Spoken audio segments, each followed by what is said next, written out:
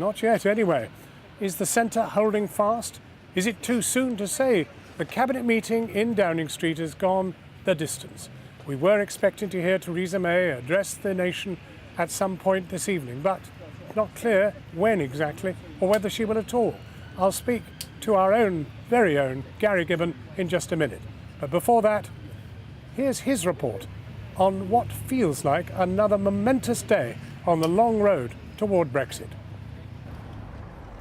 Some cabinet ministers had to come in the back entrance to number 10 for the special meeting because of an environmentalist demo at the front gate. Nobody looked like they were thrilled at the agreement. But one pro-Brexit cabinet minister said, "We've got nowhere else to go." The lack of time to change strategy weighed on many, the minister said. Who runs this country? We do! Another demo round the front of Downing Street called on them to rise up and resign over the deal. It looks as though the government has won a UK-wide temporary customs arrangement that could come into force after the transition if there's no deal ready on the future relationship that prevents a hard Irish border. The EU has slapped terms on that, conforming to EU rules on competition and state aid as they change, and respecting minimum standards on the environment, labour laws and taxation. And the EU's insisted the UK can't just walk out whenever it likes. Unlike the rest of the UK, Northern Ireland looks like it'll be aligned to single market rules concerning goods and food and will obey the full Union Customs Code. If she decides to go against herself, because on many, many occasions she has stood up in this very place and said that she will not break up the United Kingdom, there will be no difference between Northern Ireland and the rest of the United Kingdom. If she decides to go against all of that, then there will be consequences. Of course there will be consequences. And we could not, as unionists, support a deal that broke up the United Kingdom. Earlier at question time, Jeremy Corbyn played on Brexiteers' fears that the temporary customs arrangement would be the beginning of something deep and permanent.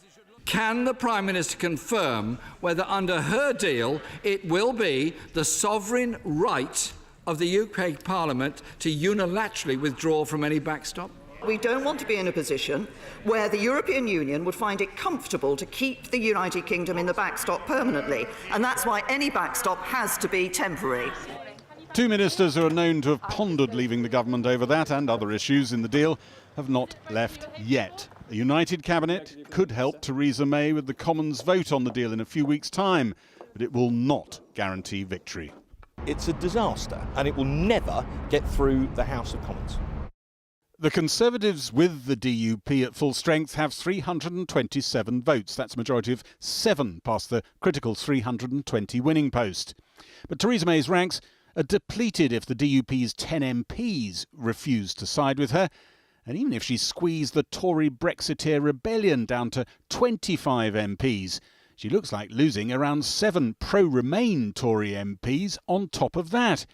That would leave her needing 35 Labour MPs if she was to get a majority. And right now, only a few Labour MPs would even think of switching sides to help her out. How many do you think there will be in that lobby with you, same sort of school of thought as you, pro-Remain? At the moment, maybe 10. This is changing. It's an evolving situation. But together you'll do for her and this deal. I think this deal at the moment, if everybody stands true to what they've publicly stated, the DUP, the ERG, and indeed my colleagues on my side of the argument, this deal has no chance. The Unholy Alliance. Oh, we're mates. We're mates. We're mates. We served on the administration. Completely different views of Europe. But you're both going to vote it down together. Yeah. Unholy alliances reflecting the unprecedented range of different scenarios rival factions are gaming. This is the most unpredictable circumstance in modern politics that I can remember, and it is the most important issue of modern politics I can remember. If Theresa May loses the vote, we could be heading for no deal crashing out of the EU, or no deal but with mini agreements reducing the disruption. Some Brexiteers would like that option. Other Brexiteers say they could still get a super-fast renegotiation of a more distant trade deal relationship. The Labour leadership would try at this point to stop any of those options with a general election. Quite a few Labour and some Tory MPs say this is when a second referendum should be called. Theresa May could simply call the Commons vote again on the same deal. Some think she could call it on a different, softer Brexit deal. There is a better alternative, which is a free trade agreement based on the EU-Canada agreement, so-called Super Canada. You haven't got the MPs in the House for that. There's about, at most, 80 of you, plus the DUP. It's a House of 650 people. How are you going to get that? Well, I believe that most of the Conservative Party could actually unite behind Super Canada. They're doing a jolly good job of disguising it. I take your point. There are people with totally different views who are coming together around the single issue that they find the Prime Minister's deal looks to them to be likely to be completely unacceptable. And you're all rolling the dice on this moment of crisis, none of you knowing what number will come up. Well, it's right that it is uncertain how this will work through, and I worry about that a great deal. We trade with other countries in the world. We go out with no deal. We go out with no deal, and we trade with other countries in the world, and trade very successfully with other countries in the world. And we probably have a different Prime Minister. And we may well, that's up to the Conservative Party, not up to us. But, you might have contributed very heavily. We may have. In the Commons, a whiff of menace even before the deal was seen. Is the Prime Minister aware that if the media reports about the EU agreement are in any way accurate, you are not delivering the Brexit people voted for, and today you will lose the support of many Conservative MPs and millions of voters across the country? What we're doing is a deal that delivers on that vote, but in doing so protects jobs, protects the integrity of our United Kingdom and protects the security of people in this country. Tonight, members of the pro-Brexit ERG group of Tory MPs have said they may call for their supporters to put in letters demanding a vote of no confidence in the Prime Minister, adding to pressure just when you thought it couldn't get more intense. And Gary Gibbon is with me now, and just a warning that the Prime Minister is likely to come out at some point while I'm talking to him, so we'll break to her the moment we have that. Gary, what's taken so much time? The ministers who are in that room, many of them have grave forebodings about what they're about to sign up to potentially anyway, but they also know this is a moment of maximum power. This is the moment when they can put some sort of throttle on the whole proceedings and maybe even pull back some wording or anything. The moment Theresa May walks out to the microphone that has been sitting there, lonely microphone in Downing Street all afternoon, and says, they're all behind me, that's it. The moment of influence is severely reduced. What will be really interesting to see as this meeting has gone on for an unusually long amount of time is whether she is able to say that when she comes out to the microphone and say that the cabinet is behind me. She might end up saying something along the lines of, we are continuing to look at this, and then meetings that are meant to be made, statements that are meant to be made, might have to be paused even longer. What we do know is that some cabinet ministers who are extremely uncomfortable about this agreement are also extremely uncomfortable about no deal. One of them I've been talking to referred to it as looking to him pretty much like a bit of a calamity. There is a sense in which some of these ministers feel trapped, so they are using this moment of maximum power to make sure they hope that we don't go to no deal, but perhaps they're in there trying to tweak the deal that's in front of them. What more, if anything, do we know about the deal, if it is a deal? We don't absolutely categorically know anything, but there have been rumours swirling all day. Well, the things we absolutely know are that what has long been in there about citizenship, the money that Britain's going to carry on paying in, how the transition works. The interesting stuff is on the temporary customs arrangement, the UK-wide arrangement, which the government has been asking for to try and make sure that the EU's preferred idea, Northern Ireland staying in the single market in the customs union when the rest of the UK leaves, so that is not what we revert to if there is no deal done. On that, I think there is a sense swirling around that customs union is looking to, temporary customs arrangement is looking to some people like the backbone, the spine of an actual future relationship. Theresa May is taking us somewhere much closer to Europe than her original rhetoric might have suggested. Gary, stay with us. We'll come back to you after the Prime Minister has spoken. We're waiting for her to come out in Downing Street any moment now. But for the moment, I am joined by three Conservatives, which is a rare experience. The Conservative Party must, after all, be looking into its soul tonight and deciding what it wants for itself, for the country. Handle this badly, and the country may take that choice away from them. I'm joined now by these three Conservative MPs who all have different takes on the Brexit plan. Heidi Allen, Jacob Rees-Mogg, Nicky Morgan. You're all very welcome. Thank you very much indeed.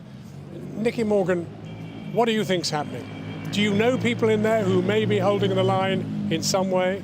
Well, look, I think what's happening actually is a good thing. First, I would say that although we have different opinions, I think actually we have maintained a remarkable civility and determined to do that throughout this process. What's happening is what we should have in the Cabinet government, which is a good, long discussion on an issue of monumental importance to this country. I think if we'd had a sort of an hour-and-a-half meeting and a rubber stamp of the deal, then actually Cabinet ministers would not have done their best for the country. And all of this, we all believe that our particular views are in the national interest, and that's what we're going to see played out over the next few weeks. Heidi Allen, don't you think it's perhaps rather extraordinary that in trying to forge a deal that would please both Nicky Morgan and you, she may have alienated both of you?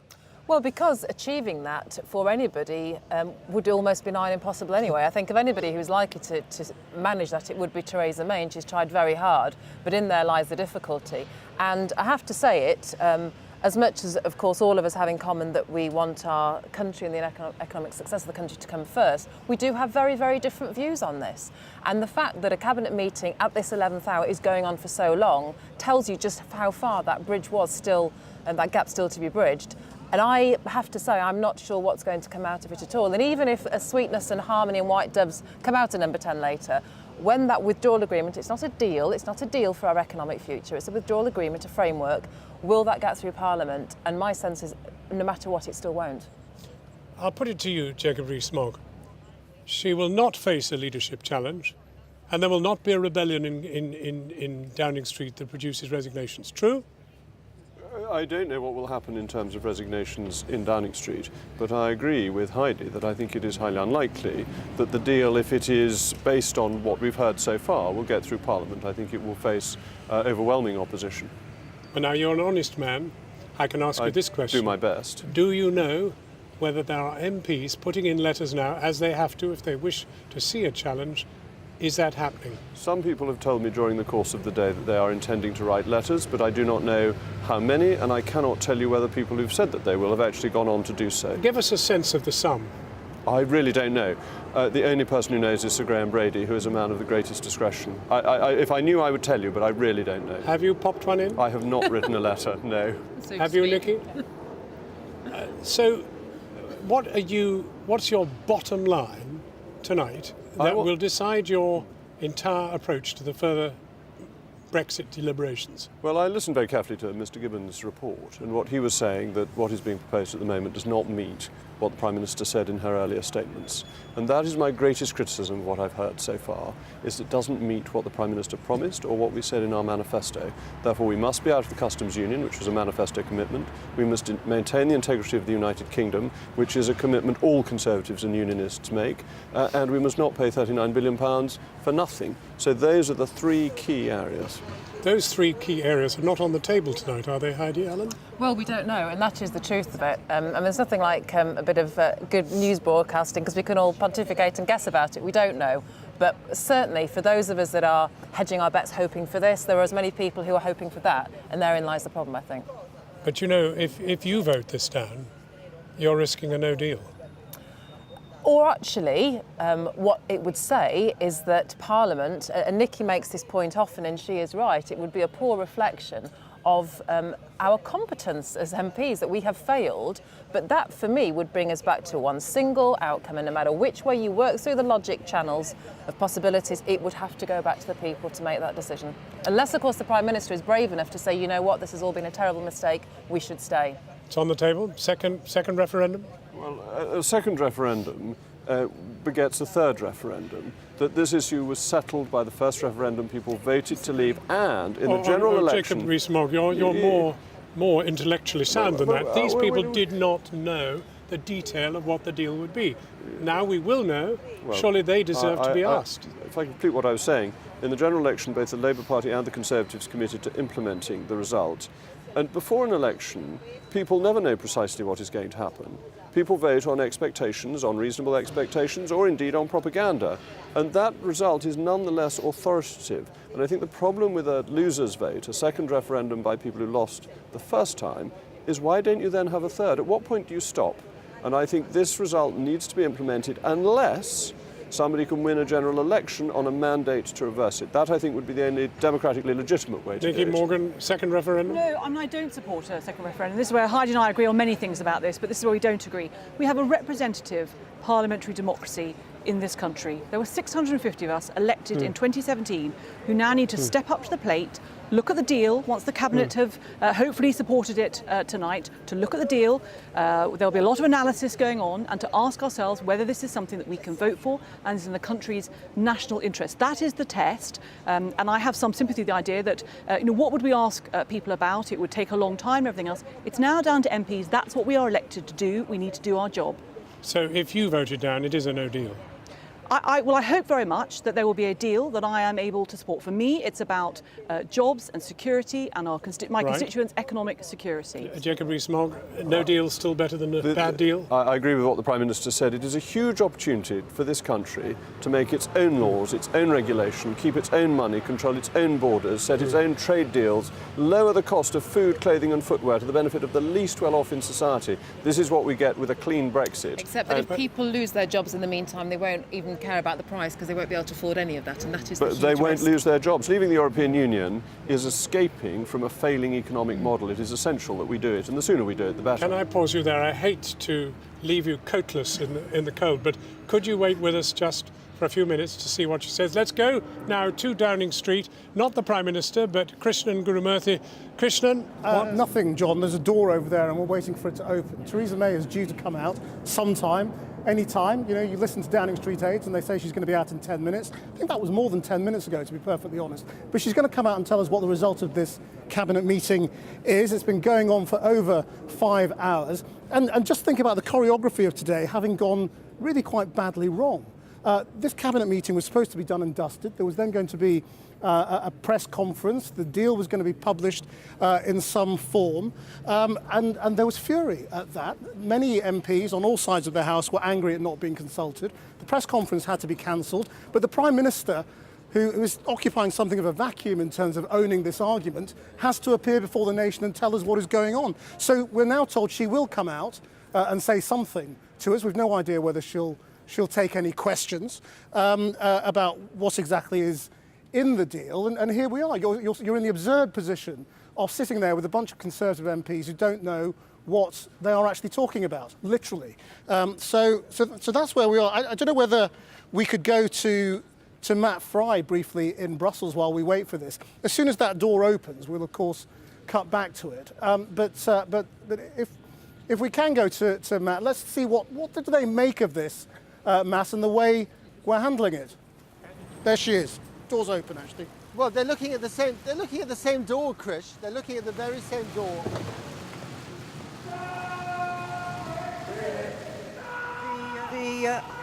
The Cabinet has just had a long, detailed and impassioned debate on the draft withdrawal agreement and the outline political declaration on our future relationship with the European Union. These documents were the result of thousands of hours of hard negotiation by UK officials and many, many meetings which I and other ministers held with our EU counterparts. I firmly believe that the draft withdrawal agreement was the best that could be negotiated, and it was for the Cabinet to decide whether to move on in the talks. The choices before us were difficult, particularly in relation to the Northern Ireland backstop. But the collective decision of Cabinet was that the government should agree the draft withdrawal agreement and the outline political declaration. This is a decisive step which enables us to move on and finalise the deal in the days ahead. These decisions were not taken lightly, but I believe it is a decision that is firmly in the national interest. When you strip away the detail, the choice before us is clear. This deal, which delivers on the vote of the referendum, which brings back control of our money, laws and borders, ends free movement, protects jobs, security and our union, or leave with no deal or no Brexit at all. I know that there will be difficult days ahead. This is a decision which will come under intense scrutiny, and that is entirely as it should be and entirely understandable. But the choice was this deal, which enables us to take back control and to build a brighter future for our country, or going back to square one, with more division, more uncertainty, and a failure to deliver on the referendum. It's my job as Prime Minister to explain the decisions that the government has taken, and I stand ready to do that, beginning tomorrow with a statement in Parliament. But if I may end by just saying this, I believe that what I owe to this country is to take decisions that are in the national interest. And I firmly believe, with my head and my heart, that this is a decision which is in the best interests of our entire United Kingdom.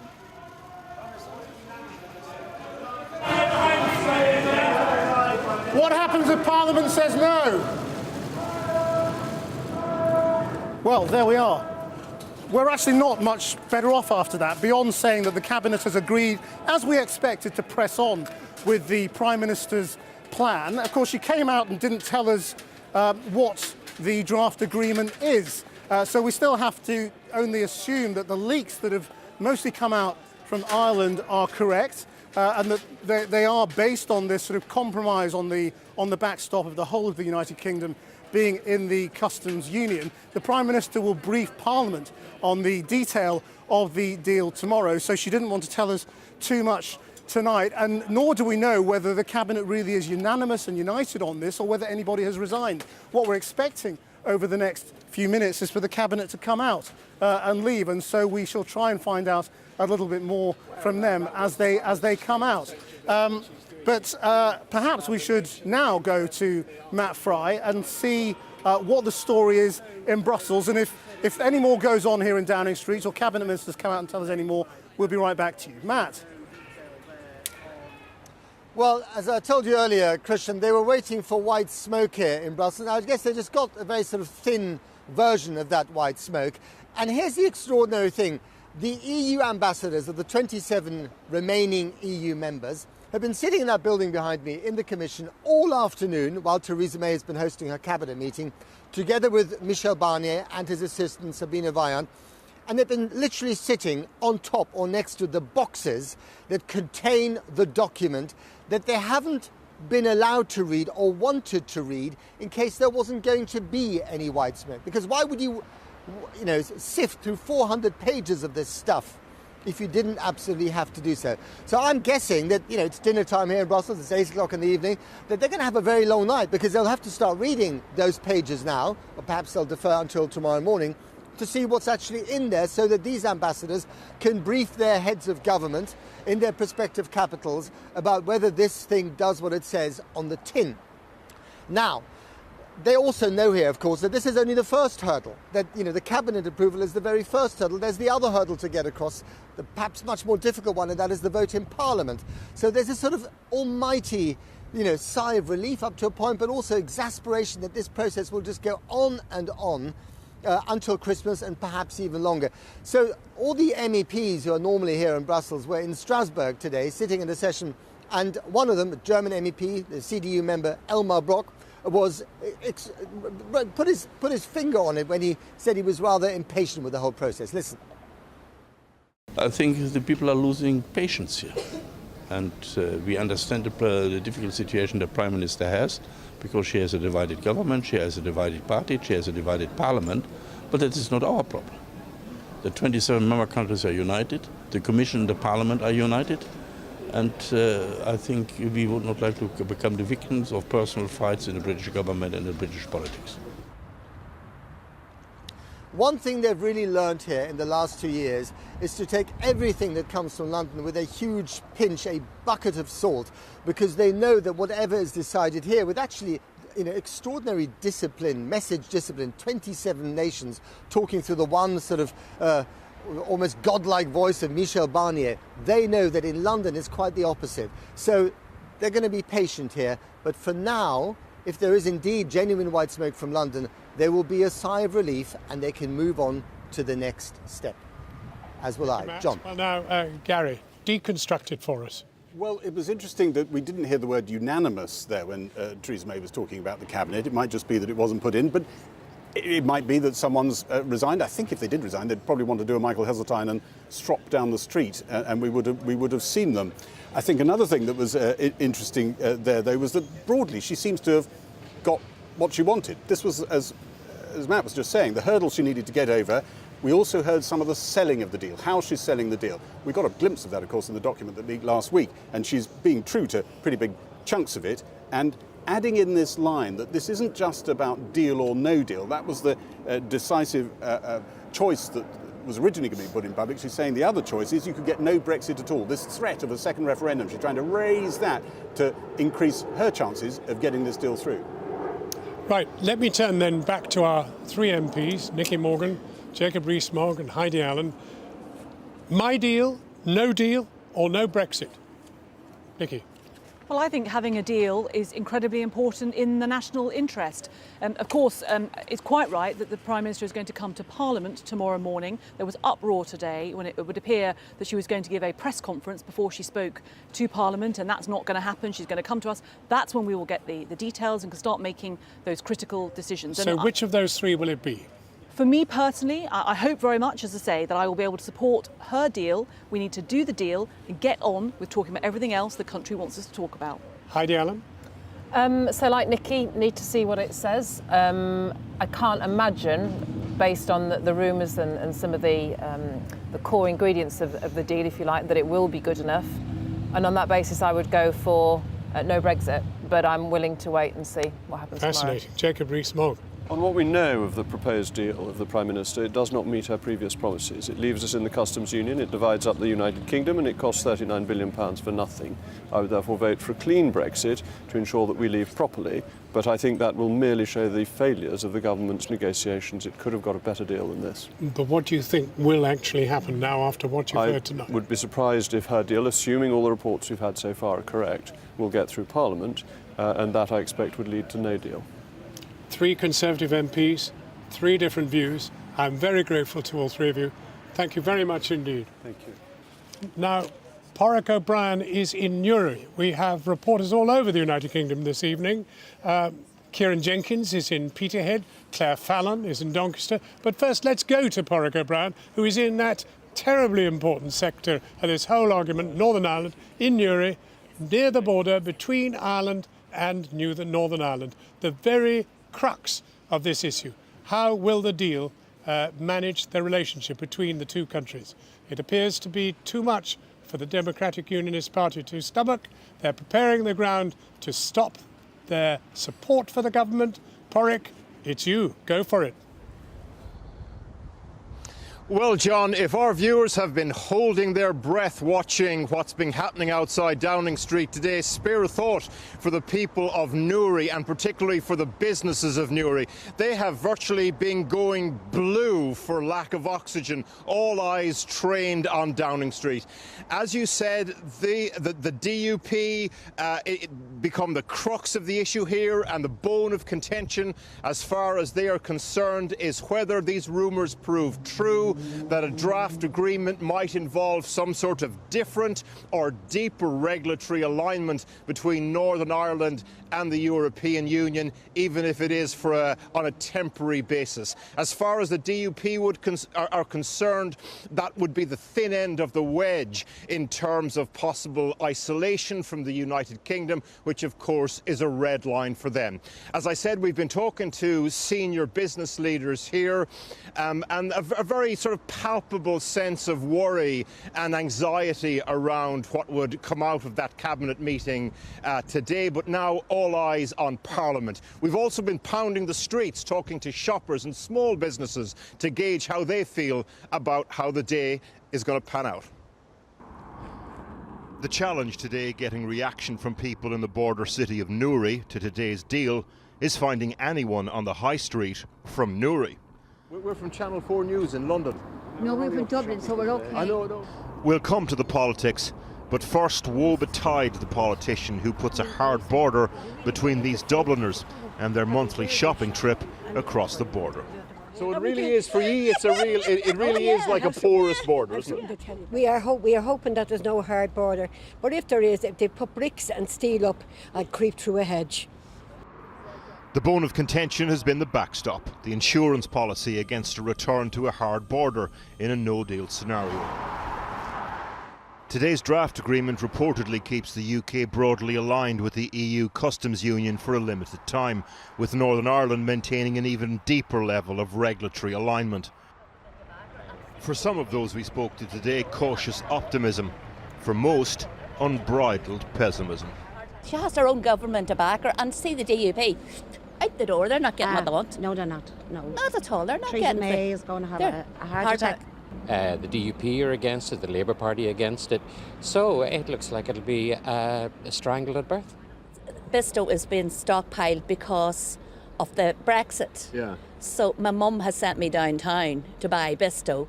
Like she could probably she doesn't like the granules, you see. For the DUP, special treatment for Northern Ireland, the first step on the road to the possible breakup of the union. One DUP MP described the deal as the UK getting a punishment beating from the EU. The Irish government sought to reassure unionists today. The Good Friday Agreement will be protected, and that includes a recognition of the fact that we respect the territorial integrity of the United Kingdom and that we respect the principle of consent. On both sides of the border this evening, eyes trained laser-like on Downing Street. The outcome will mean more on these streets than anywhere else. Pádraig O'Brien in Newry, and I'm now joined by Sammy Wilson, the DUP MP for Antrim East Antrim. And I'm wondering what you make of events. I mean, have you now left the Prime Minister's side, you 10? Well, we have made it quite clear that the deal as we understand it at present, and I don't think it's going to get any better when we start reading the fine print, is not acceptable. It breaks all of the promises that the Prime Minister made, not just to us, but to the people of the United Kingdom in her manifesto commitment. She said she would bring us out of the customs union. She hasn't done that. She said she would bring us out of the single market. She hasn't done that. She said that she would make sure that the United Kingdom was not broken up.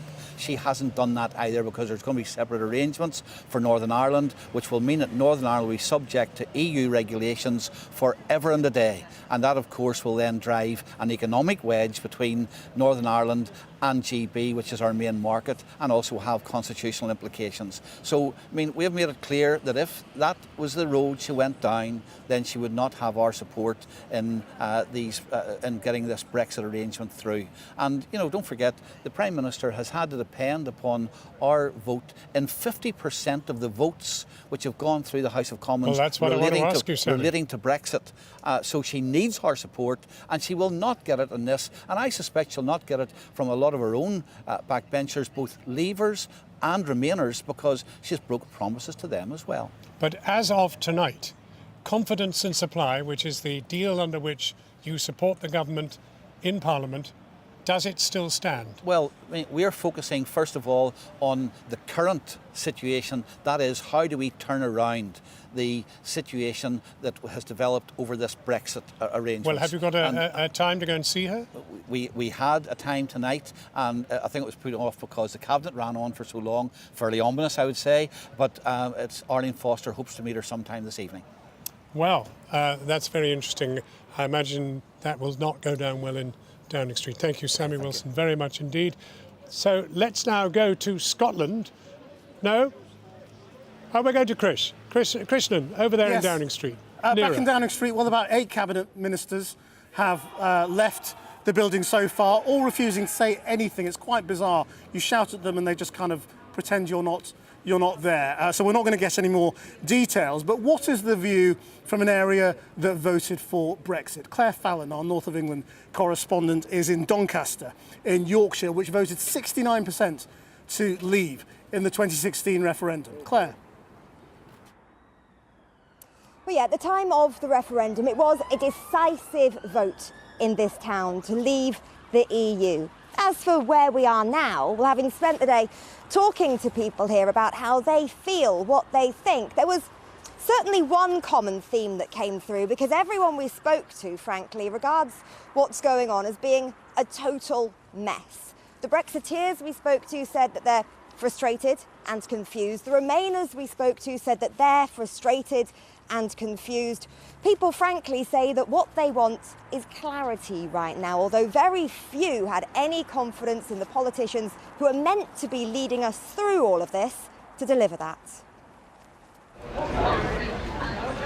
In Brexit Britain, the bunting's up. They voted leave, they got leave, but they don't seem all that chipper. France owns the water in England. What's France doing owning our water? This is England, not France. Kevin sells ornamental dogs and other things on Doncaster Market. He's as hard Brexit as they come. And you get the sense the Brexit it seems we're heading towards isn't exactly what he hoped for. Listen, I've seen it all. I'm 49 years old, love. So automatically I want something better for my kids, and I think it should be England again. England, not European. England. Brexit 100%. Do you agree with them? Yeah. Why? Cause. She's looking at the future, love. Yeah. I'm only young, so yeah, I'm looking She's to the looking future. at the future. Yeah. A couple of stalls down and a million miles away politically. I wanted to remain because my grenades here used to cost me £5, right? Now my grenades cost me £10. And I've got to pass that price on to customer because they're from Holland. To Martin, whether we're in the customs union or not, Brexit already means paying more for grenades, and he's staring down the barrel of a future he doesn't want. We've dealt with Europe and had good trade deals for thousands of years. Why break away now? All your Nigel Farage lot, oh yeah, the ideal of, not letting these foreigners in that are taking our jobs, that's a load of crap. The people that came here wanted to work. They wanted to work in the fields, they wanted to pick veg, they wanted to do the jobs. But this is a town that voted leave. I didn't. Yes, Doncaster did choose out. But just like everything since the referendum, it's not that simple. I'd have liked it to have been out completely. And it's going to drag on. That's not what I wanted, because of uncertainty for the country, for businesses and everything else. So, that's it. Well, of course, one of the issues in this whole argument is that both sides of this debate believe there's wind in their sails. And those people who are arguing for a second referendum, a people's vote, believe that there is a driving logic towards it. No one more vocally than Tony Blair, who has been saying since right after the referendum in 2016 that the people have the right to change their view. And remember, a lot of the opinion polls right now are suggesting precisely that Britain is still very divided, but now slightly on the Remain side. I caught up with the former Prime Minister earlier today, and I put it to him that the strength of Theresa May's proposed deal is that it takes away the risk of Britain crashing out of the European Union with no deal. No deal is obviously a disaster. The deal the Prime Minister is putting forward is a deal, however, that's a bad deal, right? And so what Parliament should do is reject that deal and then say, okay, we, Parliament, can't agree with this as the deal for Brexit, but you, the British people, have the final say. I think if Britain said, we want to reconsider, we need to get a final mandate from the people, I think Europe would also step forward at that point and make an offer to the British people, which will deal with many of the underlying grievances that gave rise to Brexit. Do you know that because you've had conversations with Europe? I've had a lot of conversations around Europe. I don't go into the detail of them or say who they were with. But have you been running a sort of a parallel negotiation for Britain? No, I can't. I'm not running a parallel negotiation. And by the way, when the government say, oh, Tony Blair's undermining the negotiating position of the government, there is no undermining this negotiating position. What they're trying to negotiate is unnegotiable. So it doesn't need me to point this out to the Europeans. So what I have been discussing with European leaders is if Parliament's blocked because Parliament rejects this deal, which it should do because it's a bad deal, would you then change your position on the offer you made to the British people 2.5 years ago? And their response is, yes, because the politics of Europe has also changed in this last 2.5 years. Yeah, but isn't the lesson of the last 2.5 years that neither side will ever accept the other side winning? Yeah, but how long would the writ of another referendum last? For a generation.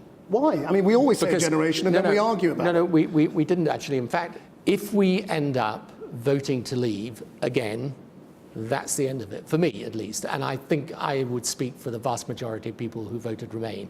You know, you can't carry on having this argument. Do you think Europe has got everything it wanted out of this negotiation? A negotiation it never wanted in the first place? I mean, have they won? This is, again, completely ridiculous. It's a problem of the choice between the pointless and the painful. Now, the Brexiteers like Boris Johnson, they want the painful. Okay, they say, look, the short-term pain is worth going through to get to this nirvana of where we make our own rules and all of this stuff. I don't agree with that, but there it is. That is clear. My position is we should stay. The Theresa May position all the way through has been attempting to fudge this, and it just doesn't work. And this deal is not a deal that any member of Parliament would really vote for if they had if they were voting in a sort of dispassionate, rational way. But don't you owe Jeremy Corbyn a pat on the back because his 6 tests cannot be met? You know, well, I should pat him on the back for that. Strategically, it's been quite clever, hasn't it? I mean, you know, you cannot get exactly the same benefits of the single market and the customs union. They're going to have to vote against this. Yeah, I'm afraid I'm sure he doesn't particularly want my pat in the back anyway, to be frank about it. But he actually stood up and said, look, we can't support this deal. We're going to vote it down. If it's voted down, we want a general election. If we can't get a general election, this thing should go back to the people. If he got up and he said that now, you'd have the people's vote. And if he led that, if Labour got up and led that case now, I tell you, it would, first of all, it would mean that the vote happened. And secondly, it would actually put the Labour Party in a much stronger political position. Is there not an element, though, in which people will find themselves listening to you, and because of your popularity being what it is, could find themselves thinking, well, whatever Tony Blair thinks, I think the opposite? Yeah, but, you know, people are going to have to, if people want to think like that, they can think like that. Are you sure you're helping, intervening in this argument, is what I'm saying? Well, you know, when I wasn't intervening, I didn't feel that helped either. I feel so passionately about this. I just think this is I think it's a catastrophic mistake for future generations. I can't, at this moment, stay silent and see the country just drift into this position of sort of powerlessness and relegate itself as a nation amongst the great nations of the world. It's just, I can't do it. Well, first up, John, Nicola Sturgeon and the SNP made it clear they were never going to like this deal. Clearly, they are not happy tonight. But how happy are the Scottish Conservatives? Because that's where it could have got sticky for them and for Theresa May. But I am hearing tonight that David Mundell, the Scottish Secretary, has not resigned. He was vulnerable, though, because the Scottish Conservatives have made some pretty cast-iron offers of support to these fishing communities. And if there is any hint in the withdrawal agreement of any backtracking on fishing rights, then things could get very toxic very quickly. Do you have high hopes for what Brexit might bring for fishing? Yes. And are they being delivered? I don't know yet. I don't know. After 2.5 years of not knowing, fishing communities will look at Theresa May's deal and they will decide if it's a promise kept or betrayal. What's freshest today then? Everything is fresh today. We have the haddock, the most popular in Peterhead. The UK would control its own waters, they were told, negotiate its own quotas. We'd like total control. What were you promised? There's so much foreign boats coming in and plundering our waters. Does this agreement meet your needs? David Mundell, the Scottish Secretary, one of those on resignation watch tonight. He was in Downing Street earlier along with a letter signed by all 13 Scottish Tory MPs. It said they couldn't support an agreement with the EU that would prevent the UK from independently negotiating access and quota shares. In other words, taking back control. He and Scottish Tory leader Ruth Davidson have already said they couldn't support any deal that meant a different status for Northern Ireland. On both fronts, if they're true to their word, will they stay in their jobs? Will their MPs vote against the government? Scotland's First Minister, angered not to have been consulted by the Prime Minister before today's Cabinet meeting, said any special deal for Northern Ireland should come Scotland's way too. This, from what I know of it, is not a good deal for Scotland. It would take Scotland out of the single market, which would be bad enough in and of itself, but it would do so while leaving us competing for investment and jobs with Northern Ireland that would effectively be staying in the single market. That would be the worst of all possible worlds. We'd have control of the fishing industry. Yeah. That's what you were promised? Yeah. Is that going to happen? No. In Peterhead, some were sensing a rotten deal if the UK were not to leave the common fisheries policy in December 2020, as Theresa May vowed.